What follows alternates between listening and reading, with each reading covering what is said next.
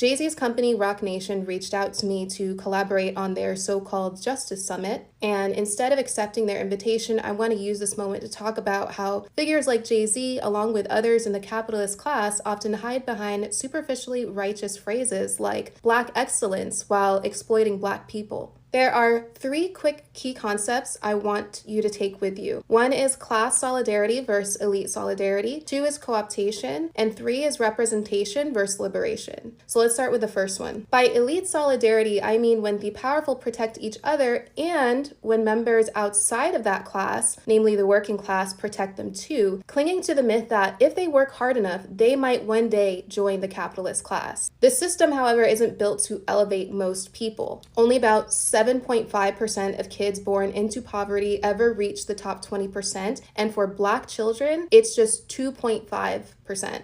Capitalism necessitates a working class to exploit, and it keeps people loyal with the illusion of upward mobility. Next is co-optation. What we're seeing through this Justice Summit is co-optation in real time. The absorption of radical language by someone whose wealth depends on maintaining inequality. Co-optation is dangerous because it can confuse people about who's actually fighting for liberation. It should anger us when people like Jay-Z co-opt the Black radical tradition while profiting from the very systems that tradition seeks to dismantle. Whenever a billionaire tries to do something like this, we should reject it and publicly name it for what it is: hollow PR. And finally, there's representation versus liberation. I'm sure you've heard Black faces in high places isn't the same as achieving structural justice. Representation without any sort of material change is a trap to keep us complacent. If Jay-Z actually stood for justice, he probably wouldn't have announced a debt-free scholarship program, with many students later reporting being in tens and thousands of dollars in debt, what many have referred to as a real-life Scott's Tots situation. He probably wouldn't have partnered with the NFL, while many viewed Kaepernick as being blackballed for protesting against police violence, then dismissively said,